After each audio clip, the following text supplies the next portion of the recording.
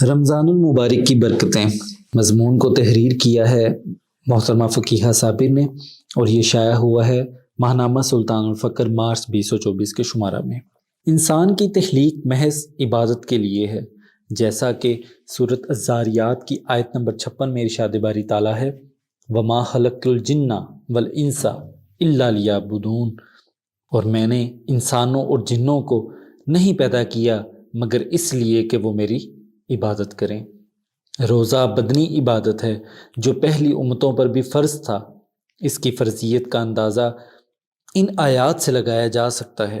سورۃ البقرہ کی آیت نمبر 185 میں ارشاد باری تعالیٰ ہے فَمَنْ شَهِدَ مِنْكُمُ الشَّهْرَ فَلْيَصُمْهُ، بس تم میں سے جو کوئی اس مہینہ کو پا لے تو وہ اس کے روزے ضرور رکھے۔ اللہ تعالیٰ اپنے بندوں کو اس آیت میں روزے رکھنے کا حکم دے رہا ہے۔ سورۃ بقرہ کی آیت نمبر 183 اور 184 میں ارشاد ہے یا ایھا الذین آمنوا کتب علیکم الصیام کما کتب علی الذین من قبلکم لعلکم تتقون ایاما معدودات، اے ایمان والو تم پر روزے فرض کیے گئے ہیں جیسا کہ تم سے پہلے لوگوں پر فرض کیے گئے تھے تاکہ تم پرہیزگار بنو۔ یہ روزے چند دن کے ہیں۔ حضرت خواجہ حسن بصری رضی اللہ تعالیٰ عنہ فرماتے ہیں جب تم اللہ تعالیٰ سے اے ایمان والوں کا خطاب سنو تو اس کے لیے اپنے کان خالی کر دو، کیونکہ یہ کسی کام کے حکم یا ممانعت کے لیے ہیں۔ غنیۃ الطالبین میں حضرت امام جعفر صادق رضی اللہ تعالیٰ عنہ کا ایک قول درج ہے ندا کی لذت سے عبادت کی مشقت اور تکلیف دور ہو جاتی ہے۔ اس میں آمنو ایسے راز کی طرف اشارہ ہے جو پکارنے والے اور مخاطب کے درمیان ہے، جیسے وہ کہے اے میرے شخص جو میرے باطنی رازوں سے واقف ہے اور اسے جانتا ہے۔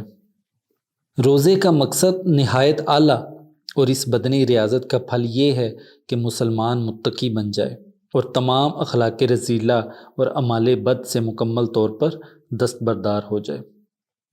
جب مسلمان اپنے رب کے حکم سے حلال چیزیں ترک کر دیں تو وہ چیزیں جن کو ان کے رب نے حرام کر دیا ہے، یعنی کہ چوری، غیبت، بددیانتی، رشوت، جھوٹ وغیرہ، کیا ان کا ارتکاب کر سکتے ہیں؟ ہرگز نہیں۔ اس مہینہ بھر کی مشقت اور مشق کا مقصد یہی ہے کہ سال کے باقی 11 مہینے بھی اللہ تعالیٰ سے ڈرتے رہیں اور پرہیزگار بن جائیں تاکہ روزے کا اصل مقصد پا لیں۔ اگر کوئی شخص رمضان کے روزے قرآن و حدیث کے احکام اور آداب کی روشنی میں رکھ لے تو واقعتاً نفس کا تزکیہ شروع ہو جاتا ہے۔ پھر جب نفس میں ابھار شروع ہوتا ہے تو آئندہ رمضان موجود ہوتا ہے۔ متقی بننے سے اللہ کا قرب حاصل ہوتا ہے۔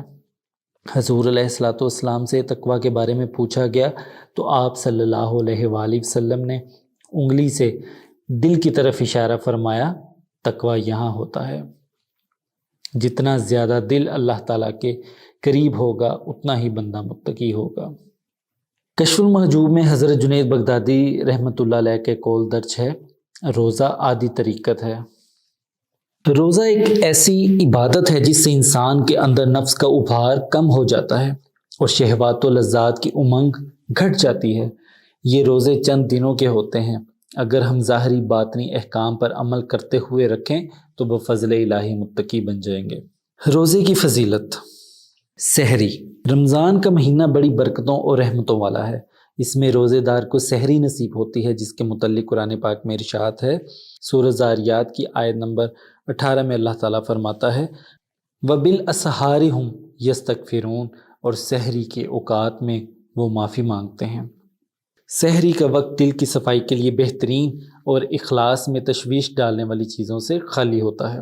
حدیث نبوی ہے اللہ تعالیٰ ہر شب جب تہائی پچھلی رات رہتی ہے تو آسمان دنیا پر نزول فرماتا ہے کہ کوئی ہے جو مجھ سے دعا مانگے اور میں قبول کروں، اور کوئی ہے جو مجھ سے مانگے اور میں دوں، اور کوئی ہے جو مجھ سے مغفرت کا خواہاں ہو بس میں اس کی بخشش کروں۔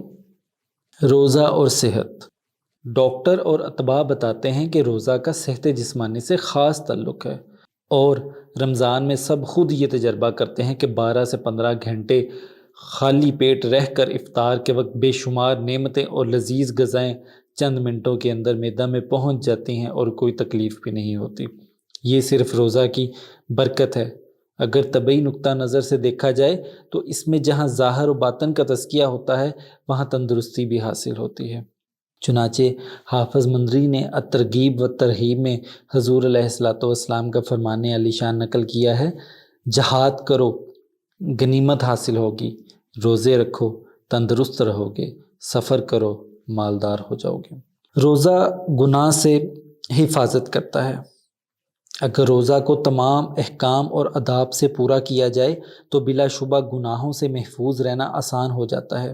سنت نسائی میں ارشاد نبوی نقل ہے، سنن نسائی حوالہ نمبر 2235، حضور علیہ الصلوۃ والسلام کا فرمان ہے، الصوم جنۃ ما لم یخرقھا، روزہ ڈھال ہے جب تک اس کو پھاڑ نہ ڈالے، یعنی روزہ گناہوں سے روکنے والی ڈھال ہے۔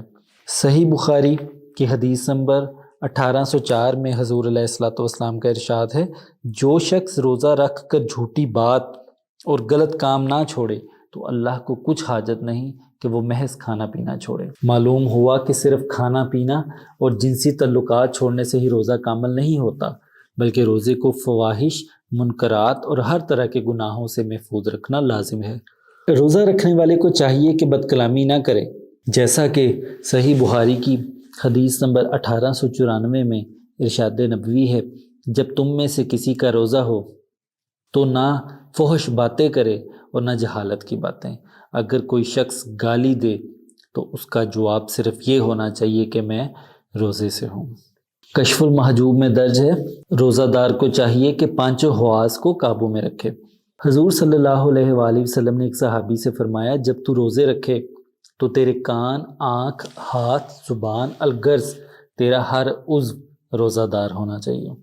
ابن ماجہ کی حدیث نمبر 1690 میں حدیث مبارکہ ہے، حضرت ابو ہریرہ رضی اللہ تعالیٰ عنہ سے روایت ہے کہ آقا پاک صلی اللہ علیہ وآلہ وسلم نے فرمایا، بہت سے ایسے روزہ دار ہیں جن کو حرام کھانے یا حرام کام کرنے کی وجہ سے پیاس، بھوک کے علاوہ کچھ حاصل نہیں ہوتا، اور بہت سے تہجد گزار ایسے ہیں جن کے لیے ریاکاری کی وجہ سے جاگنے کے سوا کچھ نہیں۔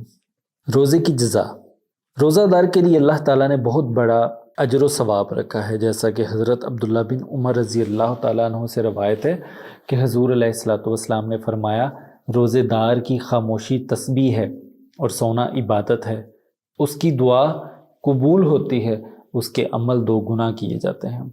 ایک روزہ رکھ لینے سے اللہ تعالیٰ کی طرف سے کیا انعام ملتا ہے؟ صحیح بخاری کی حدیث نمبر 2840 میں حضور علیہ الصلوۃ والسلام کا ارشاد ہے، جو شخص اللہ کی خوشنودی کے لیے ایک دن روزہ رکھے، اللہ تعالیٰ اس کو آتش دوزخ سے اتنی دور کر دے گا جتنی دور کوئی شخص 70 سال چل کر پہنچے۔ اس حدیث میں نفل یا فرض روزہ کی تخصیص نہیں کی گئی۔ خاص رمضان کے روزوں کے بارے میں ارشاد نبوی ہے، یہ مشکوٰۃ شریف کی روایت ہے، حضور علیہ الصلوۃ والسلام نے فرمایا، شرعاً جسے روزے چھوڑنے کی اجازت نہ ہو، عاجز کرنے والا مرض بھی لاحق نہ ہو، اس نے اگر رمضان کا ایک روزہ چھوڑ دیا تو عمر بھر روزے رکھنے سے بھی اس کے ایک روزہ کی تلافی نہ ہوگی، اگرچہ عمر بھر روزے بھی رکھ لے۔ بات یہ ہے کہ ہر چیز کا ایک موسم ہوتا ہے اور موسم کے اعتبار سے اشیاء اجناس کی قیمت بڑھتی اور چڑھتی ہے۔ ماہ رمضان المبارک فرض روزوں کے لیے مخصوص کر دیا گیا ہے۔ اگر کسی نے اپنی بدبختی سے رمضان کا ایک بھی روزہ چھوڑ دیا تو اس کے نامہ اعمال میں گناہ کبیرہ تو لکھا ہی گیا، اور روزہ رکھنے پر جو ثواب عظیم اور بہت بڑی خیر و برکت سے محرومی ہوئی وہ اس کے علاوہ ہے، جو ناقابل تلافی نقصان ہے۔ اس ایک روزے کی عوض اگر عمر بھر روزے رکھے تب بھی وہ بات حاصل نہ ہوگی جو رمضان میں روزے رکھنے سے حاصل ہوتی ہے۔ روزے کا ایک خاص وصف ہے، صحیح بخاری کی حدیث نمبر 7492 میں حضور علیہ الصلوۃ والسلام نے روزہ کے بارے میں ارشاد فرمایا، روزہ کے دوران انسان کے ہر نیک عمل کا اجر 10 گنا بڑھا دیا جاتا ہے، لیکن خاص روزہ کے بارے میں خود اللہ تعالیٰ کا ارشاد ہے، روزہ میرے لیے ہے اور میں اس کی جزا دوں گا، بندہ میری وجہ سے اپنی خواہش اور کھانے پینے کو چھوڑتا ہے۔ روزہ رکھ کر اسے تمام آداب اور احکام کے ساتھ وہی پورا کرتا ہے جو خالص اللہ تعالیٰ کی رضا کا طالب ہوتا ہے۔ اسی لیے فرمایا الصوم لی، روزہ خاص میرے لیے ہے۔ پھر جس عمل میں ریا کا خدشہ بھی نہ ہو اس کا ثواب بھی ممتاز ہونا چاہیے۔ چنانچہ خداوند کریم دوسری عبادتوں کا ثواب فرشتوں سے دلا دیتا ہے اور روزہ کا ثواب خود مرحمت فرماتا ہے۔ روزہ دار کے لیے جنت کا ایک خاص دروازہ ہے۔ حضرت سہل بن سعد رضی اللہ تعالیٰ عنہ سے روایت ہے، صحیح بخاری کی حدیث نمبر 1896 ہے کہ حضور علیہ الصلوۃ والسلام نے ارشاد فرمایا، جنت میں ایک دروازہ ہے جس کا نام ریان ہے، قیامت کے روز اس میں روزہ دار داخل ہوں گے، ان کے علاوہ کوئی دوسرا اس میں داخل نہ ہوگا۔ اسی طرح صحیح بخاری کی حدیث نمبر 1904 میں حضور علیہ الصلوۃ والسلام کا ارشاد ہے، روزہ دار کے لیے دو خوشیاں ہیں جن سے اسے فرحت ہوتی ہے، ایک خوشی افطار کے وقت اور دوسری اپنے رب سے ملاقات کے وقت۔ در حقیقت رب کی ملاقات ہی تو عبادت کا مقصود اصلی ہے۔ اس وقت کی خوشی کا کیا کہنا جب عاجز بندے اپنے معبود سے ملاقات کریں گے۔ اللہ تعالی ہم سب کو یہ ملاقات نصیب فرمائے، آمین۔